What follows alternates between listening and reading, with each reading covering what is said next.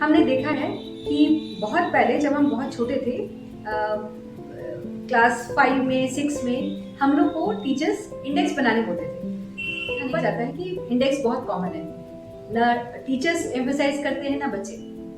हम लोग सोचते हैं कि उसका क्या जरूरत। जितना मॉडर्न होते जा रहे हैं हमको लगता है जो पुरानी चीजें हैं वो उसका वो जो इम्पोर्टेंस है धीरे धीरे खोती जा रही है, लेकिन ऐसा नहीं है। हमारे टीचर्स हमको इसलिए इंडेक्स बनवाते थे ताकि सबकॉन्शियसली हम उस चैप्टर का नाम याद करते जाए। आज आप बच्चों से पूछेंगे कि हाफ ईयरली में कितने, एनुअल एग्जाम में कितने चैप्टर्स आ रहे हैं, वो 3-4 चैप्टर्स का नाम बताते हैं, बाकी के चैप्टर्स का नाम उनको याद नहीं रहता। कारण ये है कि हम डायरेक्टली स्टार्ट कर देते हैं पढ़ना।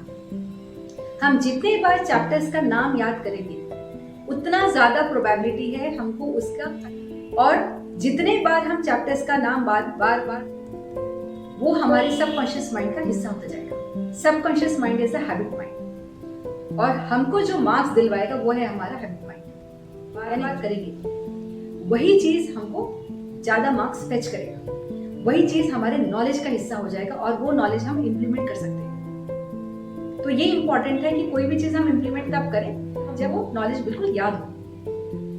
तो जब हम इंडेक्स बनाते हैं तो हम उसका डेट डालते हैं, किस दिन हमने वो चैप्टर किया था, चैप्टर का नाम लिखते हैं और फिर पेज नंबर डालते हैं।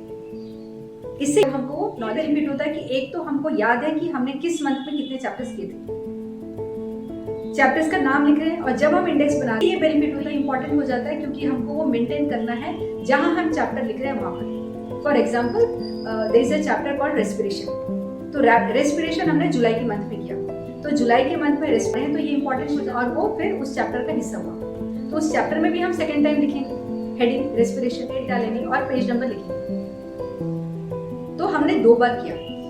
तो जब हम 2 बार ऑलरेडी उसको लिख के देख चुके हैं, फिर 2-3 बार जब हम पढ़ रहे हैं तब तो चैप्टर का नाम हमको याद हो गया। सो प्रोबेबिलिटी है कि उसके अंदर का जो कंटेंट है वो भी हमको ज्यादा देर तक याद। Make sure that whenever you are making a notebook, whether your teachers are asking or not, make it a point to draw the index.